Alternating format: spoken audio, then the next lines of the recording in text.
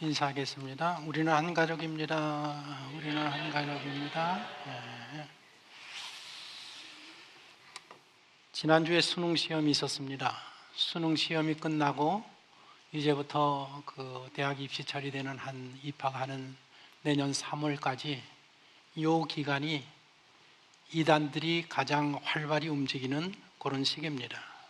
우리나라에 지난 3월에 넷플릭스 다큐멘터리에서 나의 신이다라는 그거 방영하면서 한국 사회뿐만 아니라 세계에 커다란 충격을 주었습니다. 종교라는 게 사람들의 인생에 얼마나 많이 이렇게 짓밟고 파괴하고 그런 모습들을 너무 적나라하게 보여주었기 때문에 대단한 충격을 주었습니다. 이단에 빠지는 이들 중에서 상당수가 기독교 신앙에서 넘어간 사람들이라고 합니다. 그 중에 모두 많은 사람들이 자신이 속한 이단 단체야말로 아주 성경적인 그런 단체라고 확신을 하고 있습니다. 자기네 단체를 이끄는 교주가 죽더라도 그 단체를 떠날 생각들이 별로 없습니다. 그들은 끊임없이 가족들과 지인들의 포교 활동을 벌이면서 많은 사람들을 이단에 끌어들이려고 합니다. 언론들이 부정적인 보도들을 쭉 계속해도 영향을 받지 않습니다. 언론은 진실을 왜곡하고 있다고 믿기 때문에 자신들이 속한 단체를 아주 적극 옹호할 뿐만 아니라 사태를 객관적으로 보려 하지 않기 때문입니다. 한국의 우리 기독교 청소년 10명 중에 6명은 부모의 영향으로 기독교 신앙을 가진 아이들로 나타났습니다. 그런데 기독 청소년들 가운데에 한 45%가 부모들하고 신앙적인 대화를 전혀 하지 아니한다라는 통계조사가 나와 있습니다. 부모도 그렇고 신앙생활하는 자녀들도 영적인 생활에 대해서는 무감각한 상태로 그냥 신앙생활을 하고 있습니다. 그러니까 신앙 계승이 가정에서 이루어지지 않고 있다는 그런 의미입니다. 청소년 시기가 인생에서 가장 중요한 시기 아닙니까? 어떤 때보다도 이 관계성이 중요한 시기이기 때문에 지금 이 시기에 여러분들 가정에서 자녀들과 함께 신앙적인 대화들을 나눌 필요가 너무나도 많이 있다는 것을 우리 부모들도 인식하고 자녀들도 인식해야 될 그런 시기입니다. 아주 중요한 시기입니다. 지난 3주간 동안 의도한 것은 아니었지만 교회 시리즈에 대한 설교로 진행이 되었습니다. 예루살렘 교회에 대해서, 안디옥 교회에 대해서, 그리고 고린도 교회에 대해서 다루었고, 오늘은 에베소 교회에 대한 설교입니다. 로마 제국은 아주 큰 제국이었었는데 안디옥은 수리아 지역이라는 곳의 수도였었고 고린도는 아가야 지역의 수도였었고 오늘 공부하는 이 에베소는 아시아 지역의 수도였었습니다. 로마의 큰 군사도로와 상업도로가 이 에베소를 통과하고 있었습니다. 그래서 이 에베소는 아시아의 최대 무역 중심지였습니다. 문화예술이 발달했고 특별히 쇼핑센터, 프리미엄 아울렛들이 밀집되어 있는 도시가 에베소였었습니다. 클레오파트라가 자기가 사랑하는 연인 안토니우스와 함께 시간 날 때마다 이 에베소를 찾아서 쇼핑을 즐겼던 그런 곳입니다. 인구가 그 당시 한 25만 명 정도 살았는데 옛날 우리 서울 인구보다 많은 사람들이 살던 그런 도시였었습니다. 그러니 에베소에 매월 5월이 되면 아데미 축제가 열립니다. 아데미는 풍요의 여신인데 이 풍요의 여신을 기리는 축제가 매년 5월에 있었습니다. 아데미 신전은 아테네의 파르테논 신전이라는 그 유명한 신전보다 4배나 큰 그런 신전입니다. 길이가 115m에 달하고 폭이 55m, 높이가 19m에 이르는 고대의 피라미드와 함께 불가사의 7대 불가사의에 속하는 신전이 에베소에 있는 이 아데미 신전이라는 신전입니다. 아데미는 아프로디테나 다이아나라고도 불리는 그런 신입니다. 그리고 매 2년마다 이 에베소에서 그 인근 지역, 이오니아 지역에 있는 모든 국민들이 다 모여서 운동 경기를 벌이고 그리고 검투 대회를 여는 그런 곳이 에베소입니다.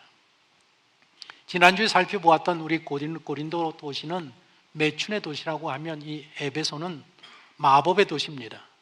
연구 결과에 따르면 아데미라는 이 신이 원래 그리스 헬라 신이 아니라 이 에베소 원주민들이 믿고 있던 그런 독특한 신인데 그 신을 아데미라고 불렀고 그래서 아데미로 모시면서 거기에 7대 불가사의 아데미 신전이 지어졌다라는 겁니다.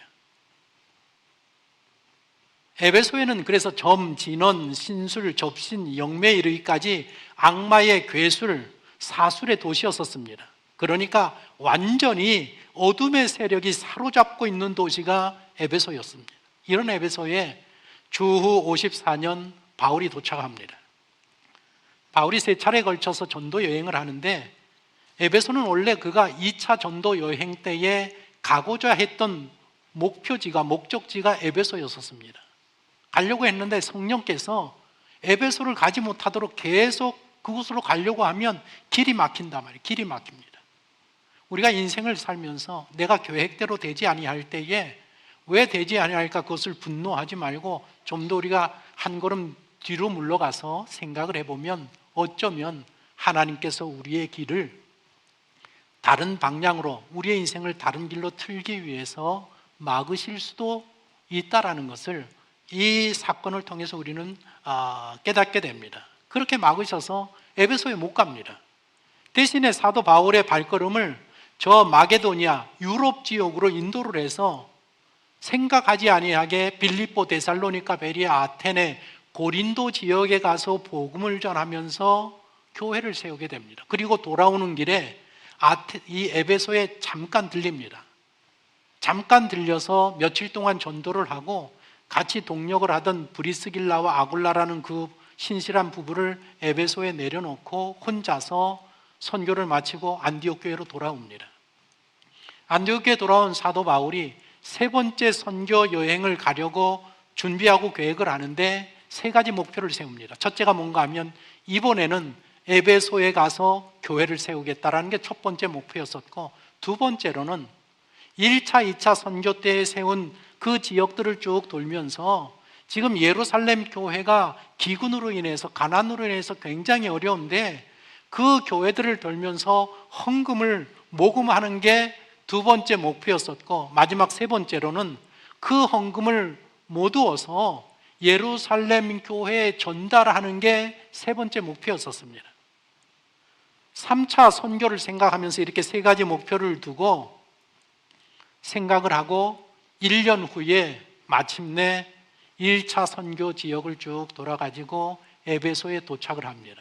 에베소에 도착을 해서 3년을 머물면서 거기서 복음을 전합니다. 선교 여행 중에서 가장 오래 머문 곳이 바로 이 에베소입니다. 그렇게 세워진 교회가 에베소 교회고, 이 에베소 교회가 소아시아에 많은 교회들이 세워지는데 많은 교회가 세워지는 모교회가 되는 게 에베소 교회입니다. 우리 교회가 우리 교단의 모교회라고 합니다. 여기서부터 많은 교회들이 생긴 것처럼 에베소 교회가 그런 중요한 교회였었습니다. 그 교회 누가 담임 목사였는가?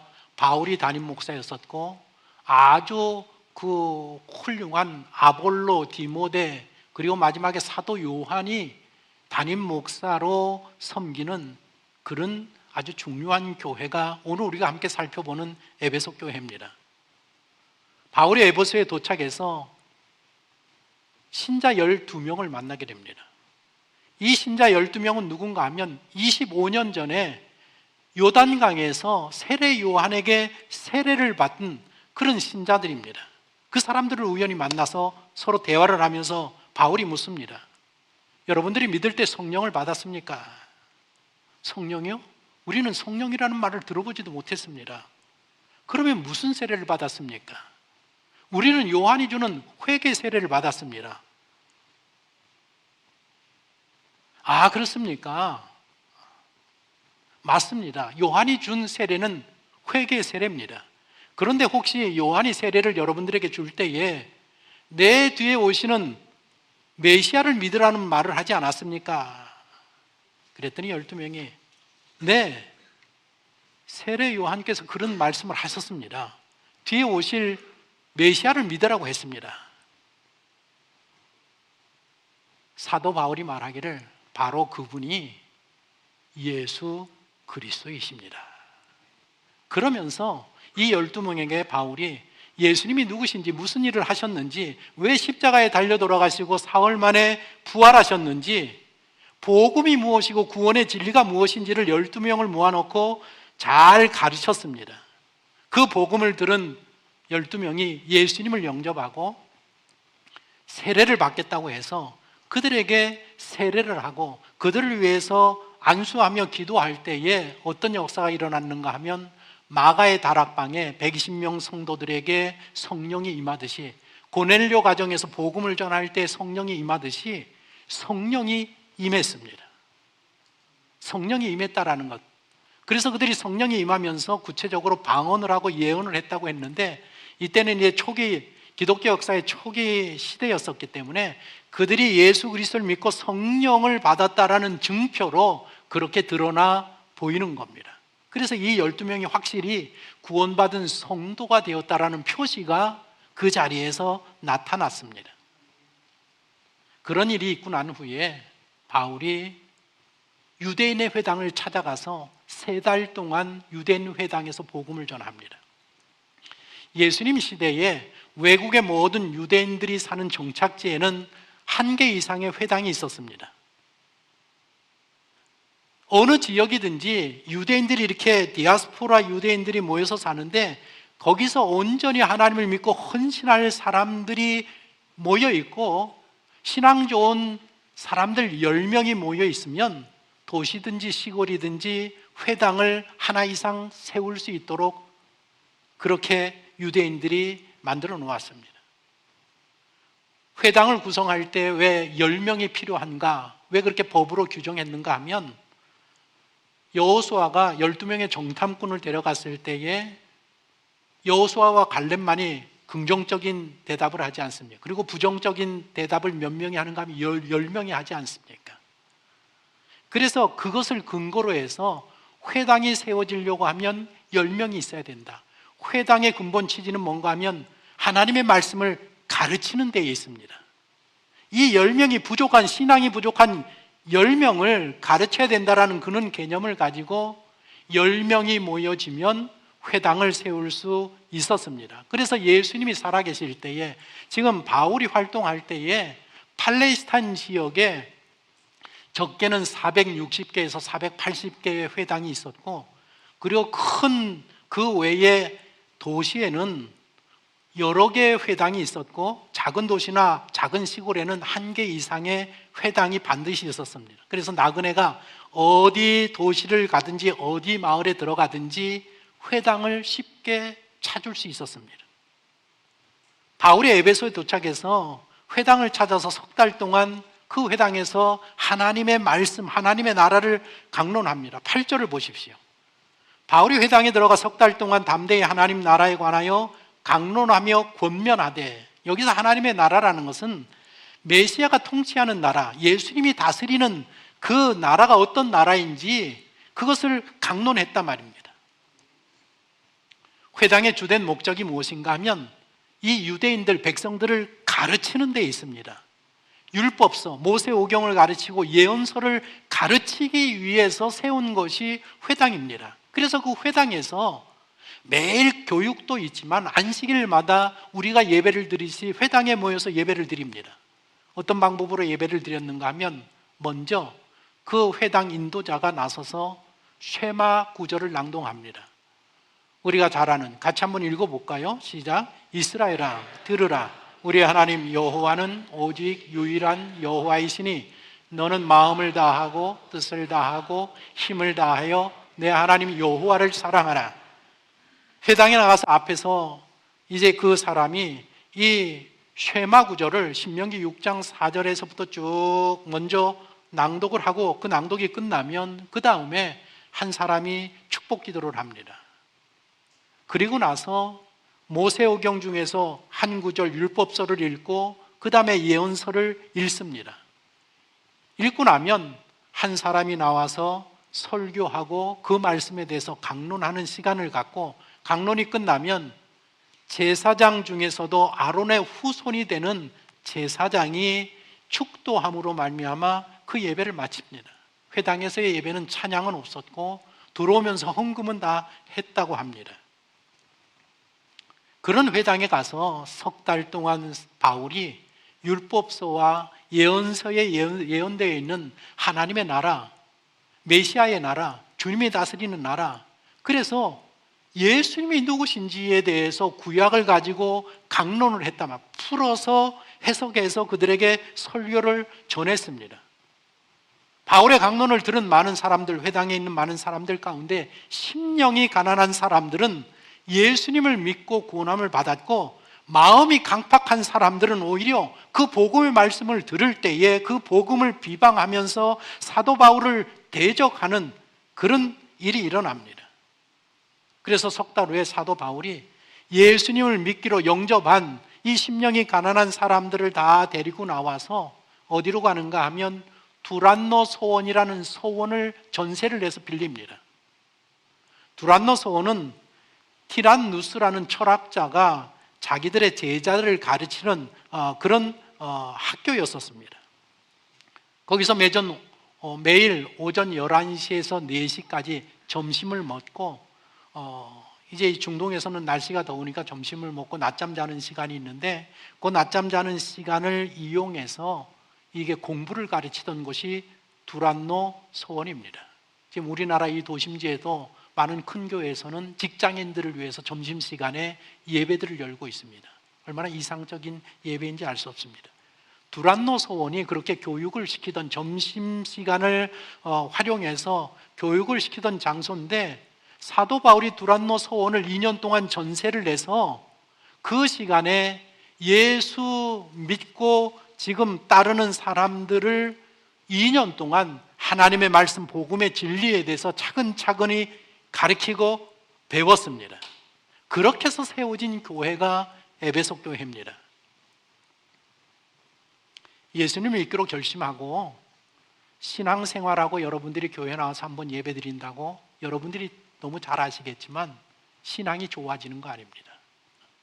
하나님의 말씀을 잘 앉아서 차근차근 배우지 아니하면 신앙은 성장하지 않습니다.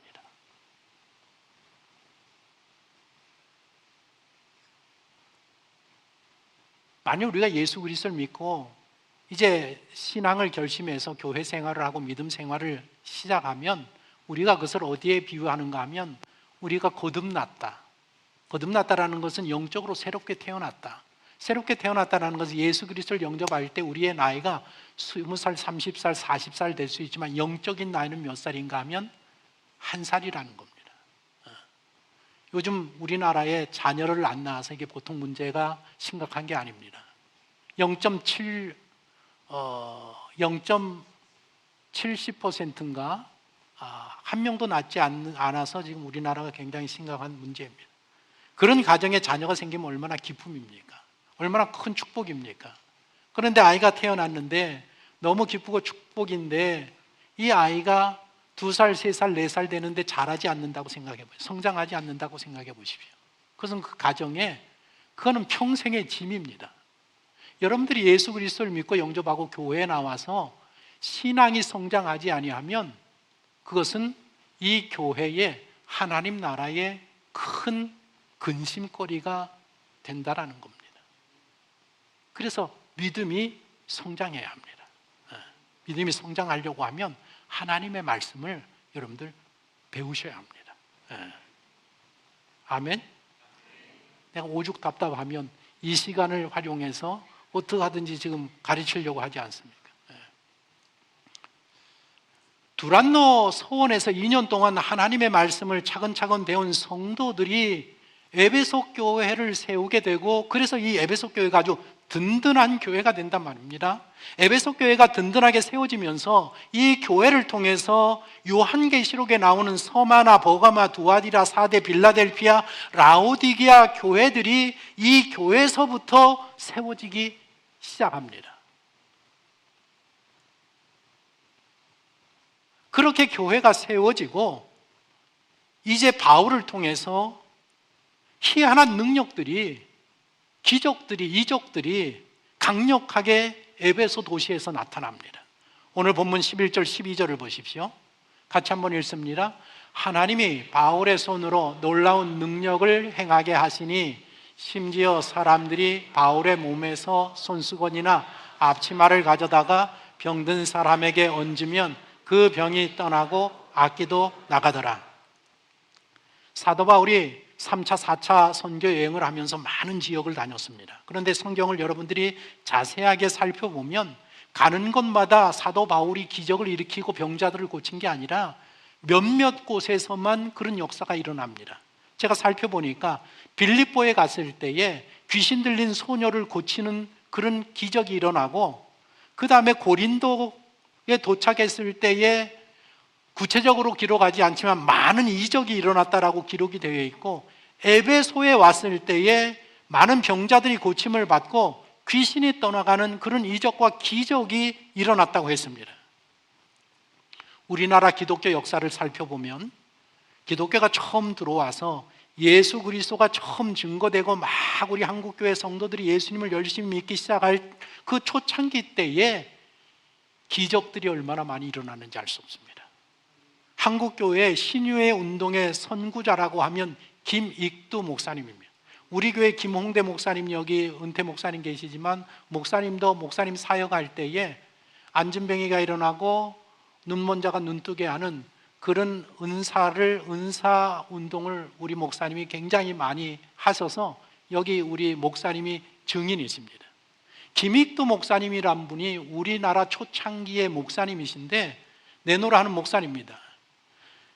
길선주 목사님이라는 목사님은 사경을 할 때에 말씀 중심의 사경을 했고, 김익두 목사님이 가는 집회마다는 은사 치유 집회를 열었습니다. 그래서 많은 사람들이 병고침을 받았는데 제가 내용들을 쭉 잠깐 요약을 해보니까 이런 일들이 있었습니다. 황해도 신천읍에 있는 그 안전뱅이 거지가 있었는데 목사님이 이를 데리고 교회에 가서 일주일 동안 함께 기도하고 난 후에 걸었습니다. 경북 달성에 박수진이라는 거지가 있는데 이 거지는 아래턱이 빠져가지고 이게 올라붙지 않아가지고 뭐를 먹지 못하고 먹으면 이렇게 흘리는, 그렇게 그 10년을 고생했는데 그분이 김익두 목사님을 통해서 고침을 받았습니다. 부산에 두서라는 아이가 8개월 됐을 때에 넘어져갖고 다리를 못 쓰는 이 안전뱅이가 됐는데, 얘가 8살 때에 교회 집회에 참석하고 우리 목사님이 안수기도로 걷게 되었습니다. 밀양에 18살 된 말을 못하는 여성이 있었는데 이분이 기도로 고침을 받았고, 그 다음에 17년간 하혈을 하는 여인이 있었는데 성경에 말하면 혈루증 여인인데 이 여인은 가는 곳마다 앉으면 피가 흠뻑 젖을 정도로 하혈이 심각했는데 이 여인이 기도로 고침을 받았습니다. 김해의 김종호 씨의 11살 된 아들은 앞을 보지 못했는데 고침을 받았습니다. 재령에서는 귀신이 들린 박수은이라는 여인이 귀신이 떠나가는 고침을 받았습니다. 그리고 함흥초등학교의 교장님의 아들이 내과에 가서 수영을 하다가 빠져가지고 익사해서 죽었습니다. 죽어서 그걸 건져가지고 이제 데려왔는데 우리 김익두 목사님이 가셔가지고 기도를 했답니다. 나사렛 예수의 이름으로 일어나라 그랬더니 죽었던 아이가 눈을 번쩍 뜨고 일어나서 사방을 둘러보는, 죽었던 아이가 살아난 그런 기적도 일어났다고 합니다. 그리고 마지막으로 강원도 춘천에서 목사님이 부흥회를 하는데 일본 순사들이 담임 목사를 잡으러 왔답니다. 담임 목사님이 신사 참배를 안 했기 때문에 잡으러 왔단 말입니다. 잡으러 왔는데 이제 뭐 집회를 하다가 목사님, 김익두 목사님이 그 잡으러 오려 하는 그 순사들에게 사탄아 물러가라 호통을 치니까 우리 김익두 목사님까지 같이 잡아서 가는 길에 순사 둘이 가다가 길에서 쓰러져 넘어져 죽었답니다. 죽어서 그 춘천 경찰서에서 일본인들이 그 시신을 가져가서 흰천으로 덮어두었는데 김익두 목사님을 찾아와서 좀 살려달라고. 목사님이 경찰서에 가니까 흰천으로 덮어두었는데 그래서 이제 흰천을 거두고 목사님이 이렇게 외쳤다고 합니다. 나사렛 예수의 이름으로 구하노니 생명이 들어오고 일어나라. 그랬더니 이 순사가 눈을 뜨고 주위를 둘러보면서 웃더랍니다. 죽은 사람이 다시 살아나는 기적이 이 우리나라 교회 역사 초창기에 이렇게 많이 일어났습니다. 믿기지 않지 않습니까? 그래서 동아일보에서 취재를 나서가지고 동아일보의 신문에 기사로 실렸습니다. 기사가 뭔가 하면 이겁니다. 벙어리가 말을 하고 안전방위가 걸어가. 그 당시에 이게 다르니까 그렇게 이제 제목으로 기사가 났습니다. 그리고 우리 이제 교회에서도 임태권 목사님이라는 분이 그게 사실인지 이게 죽은 사람이 살아나고 안전병이가 일어나고 눈먼 자들이 눈 뜨는 이게 정말 있었는 일인지 그래서 이게 정말 사실인지 기적이 사실인지 그것을 증명하는 이 위원들이 구성회가 조직이 돼서 3년 동안 모든 곳 기적이 일어난 모든 사람들을 다 찾아서 일일이 다 조사한 겁니다. 아까 제가 소개한 모든 것들이 그렇게 조사해서 기록으로 남은 사건들입니다. 그래서 그 당시에 장로교, 우리 교회가 장로교회인데 장로교회의 헌법 3장 1조가 무엇인가 하면 금일에는 이렇게 기록되어 있습니다. 금일에는 이적 행하는 권능이 정지되었느니라. 성경에 기록된 이적은 사도시대에 그때만 있었던 것이지 오늘날에는 그런 기적은 없다라고 장로교 헌법에 그렇게 명시를 해놓았는데 3년 동안 조사를 해보니까 이렇게 많은 사람들이 김익두 목사님을 통해서 병치유함을 받은 사람이 1만 명이 넘는다고 합니다. 그래가지고 그 조사한 사람들이 여기에 사실로 이런 기적과 이적들이 일어나니 이 우리 장로의 헌법을 바꿔야 됩니다라고 총회에다가 건의를 해서 1923년도에 장로교 총회 헌법에 금일에는 이적에 행하는 권능이 정지되었느니라가 삭제되었습니다. 그러니까 우리 장로교에서 믿는 신앙은 지금도 하나님의 기적은 일어날 수 있다. 그렇게 믿으십니까? 믿는 사람들에게는 믿음으로 일어나는 겁니다. 복음을 모르던 우리나라의 초창기 역사에 하나님을 알게 하기 위해서, 믿게 하기 위해서 그런 기적들을 허용하셨던 것처럼 복음을 모르던 이 사슬에 완전히 사로잡혔던 이 에베소를 구원하기 위해서 바울을 통해서 그런 기적의 역사가 나타나는 은혜를 허락하셨습니다. 에베소는 아담이 신전을 대대적으로 섬기는 아주 어둠의 세력이 완전히 장악해 있는 그런 귀신들의 소굴이었었습니다.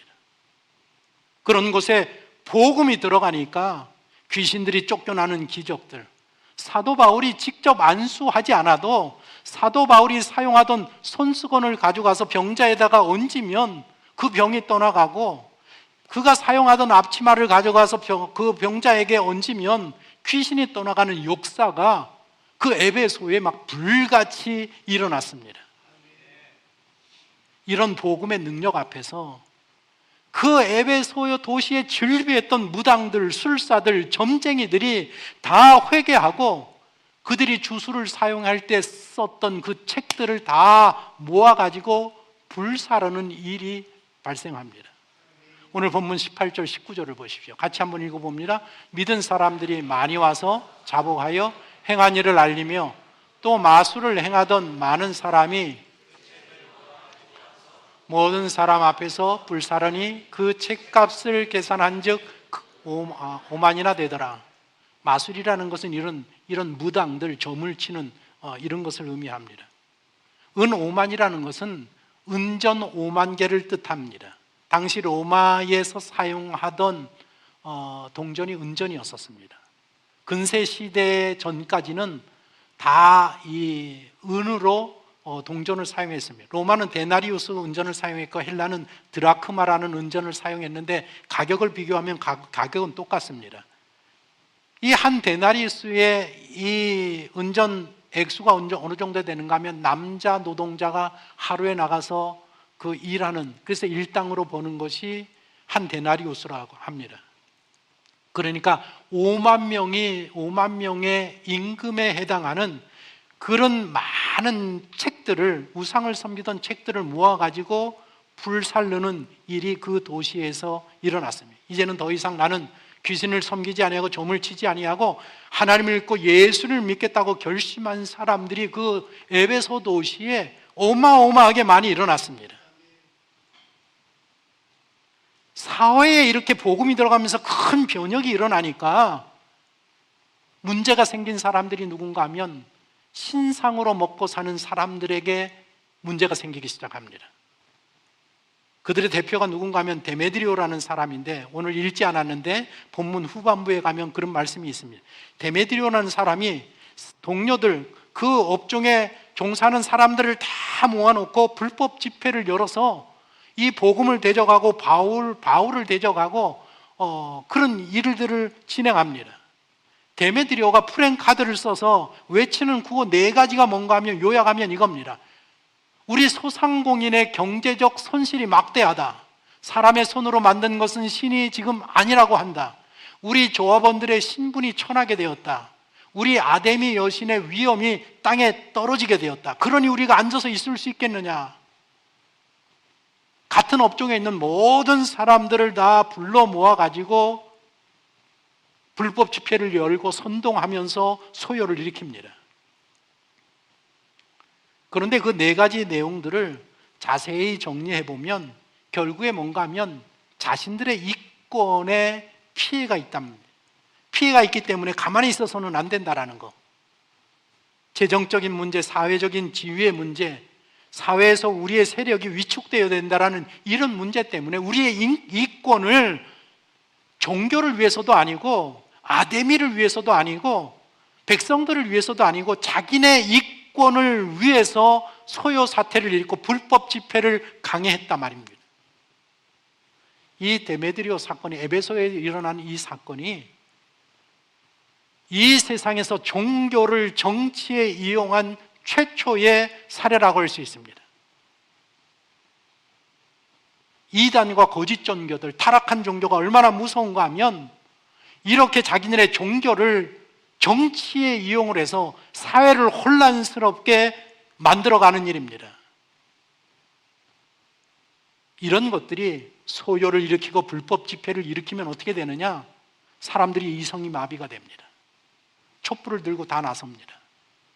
뭔가 모르는 사람들이 와 몰려드니까 거기에 그냥 와 몰려서 아데미는 위대한 신이다, 아데미는 위대한 신이다 2시간 동안 멈추지 아니하고 무슨 일인지 모르고 그냥 막 외쳐댑니다.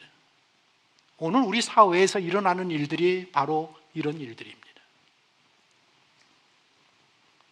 데메드리오 일행이 바울을 잡으려고 했는데 바울을 찾다가 찾지 못하니까 바울의 동력자 가이오라는 동력자하고 아리스토라고 하는 동력자 2사람을 붙들어 가지고 피온산이라는 기슭에 서 있는 그 야외 공연장이 25,000명이 들어서는 그 25,000명이 모이는 야외 그 연극장에 붙들고 가서 거기서 대대적인 소요를 일으켰습니다.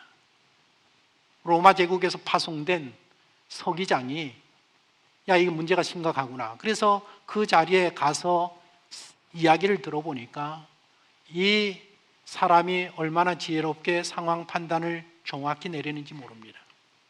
성경에는 우리가 위정자가 마음에 안 들어도, 나라의 지도자들이 마음에 안 들어도 그들을 위해서 기도하라고 했습니다. 왜냐하면 그들이 바른 양심을 가지고 바른 정치를 해야 우리 성도들이 평안한 가운데 신앙생활할 수 있기 때문에 그들이 바른 길을 갈 수 있도록 마음에 안 들어도 기도를 하라고 했습니다. 대통령을 위해서, 야당의 대표, 여당의 대표 마음에 안 들어도 기도를 좀 해주십시오. 왜냐하면 그게 성경적이고 우리가 신앙생활을 편하게 하기 위해서. 그리고 하나님은 그런 사람들을 씁니다. 여기 에베소의 이 서기장이라는 사람이 하나님을 모르는 사람이지만 그 사람에게 바른 판단을 할 수 있는 판단력을 해서 이 사람이 쭉 얘기를 들어보고 조사해 보니까 이거는 불법이라 말입니다. 불법 집회라 말입니다. 그래서 이건 불법 집회다. 당신들이 계속 강행하면 로마 제국이 가만두지 않을 거다. 그러니 여기서 그만두어라. 그 불법 집회가 거기서 그렇게 무산이 되어집니다. 사람은 사도 바울이 한 7개월 정도 더 거기서 사역을 하다가 에베소를 떠나서 헌금을 가지고 예루살렘 교회를 방문하는 것으로 이 장면이 막을 내립니다. 오늘 이 본문 말씀을 통해서 우리에게 주시는 교훈이 무엇인가 하면, 이 어두운 사회가, 이 흑암으로 가득한 악한 세력이 장악한 이 사회가, 이 도시가 어떻게 맑고 깨끗하고 바른 도시로 변할 수 있는가? 그 방법은 유일하게 복음의 능력 외에는 없습니다.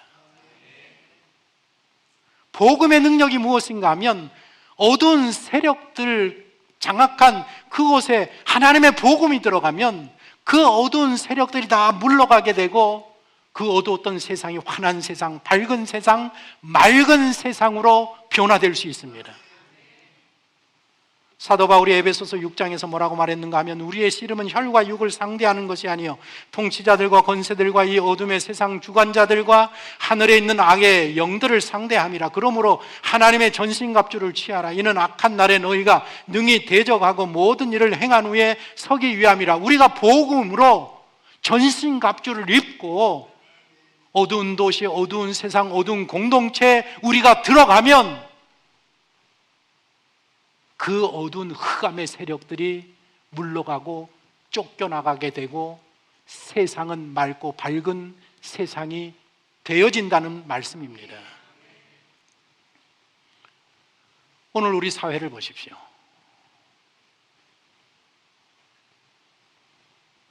신문을 들춰봐도, 뉴스를 들어봐도 희망적인 소식이 들려지지 않습니다.